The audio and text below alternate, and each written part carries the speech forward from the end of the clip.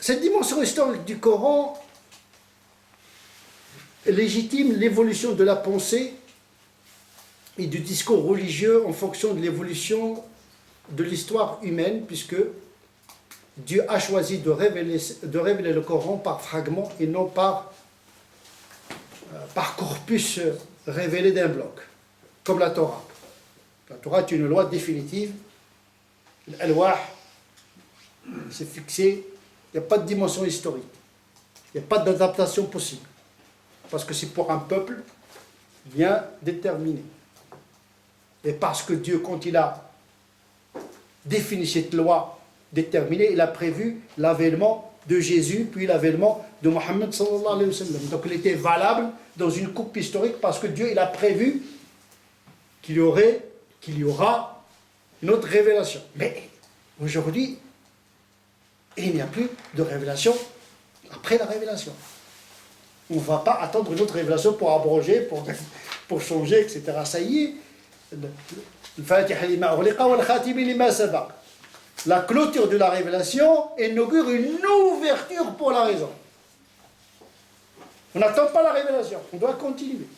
On doit prendre en considération l'histoire dans l'évolution de la traduction des dogmes, les valeurs. Bien sûr, il y a des choses qui ne changent pas. Le culte ne change pas, les credos de la foi ne changent pas, les valeurs universelles de la morale ne changent pas, mais les règles et les lois et les expressions, les traductions et les approches et les méthodologies, eh bien, elles changent. Donc cette dimension historique est légitimée par la méthodologie de la révélation, par fragments, pour répondre à des situations. On a deux histoires du Coran, un seul Coran avec deux histoires, mécoise et médinoise. Pourtant, il y a un seul Coran. Mais l'histoire n'est pas la même, le public n'est pas le même, la géographie n'est pas la même. Donc en même temps, cette révélation nous donne des enseignements, mais nous donne une manière d'imiter Dieu dans le prolongement de son dessein pour les hommes. Il n'y a plus de prophètes, il n'y a que des savants. Des hommes.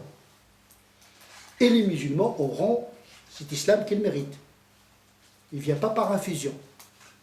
Il vient par la qualité des gens qui ont compris cet esprit de l'islam et qui le perpétuent, qui le traduisent dans toutes les langues, dans toutes les histoires, dans toutes les cultures du monde.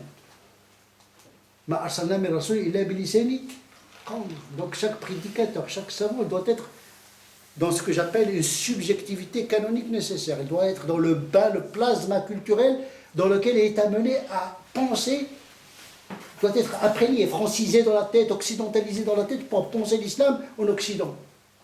Il doit plonger. Il doit changer de logiciel. Il doit changer de gandoura, de cravate, de chaussures. Sinon, on va étouffer le message dans un corps du moment coranique. Au lieu de transmettre l'âme, on va transmettre l'écorce, les formes. Parce que la sacralité inhibe. La sacralité du texte, mais la sacralité également. Et la divinisation des interprétations des écoles classiques établies. Shafi'i a dit, Imam Malik a dit, etc. Hop. Il tire, tu ne peux rien dire. L'imam Malik a dit, ça fait sadaqallah al-azim.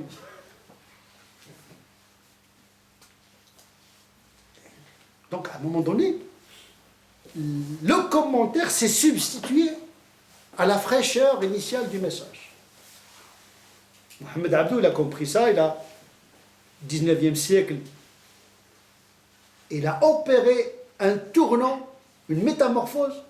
Mais cette métamorphose s'est arrêtée avec son disciple Rachid ibn Rida, puis au lieu que l'islam s'occidentalise et s'est crispé sur une identité dépassée.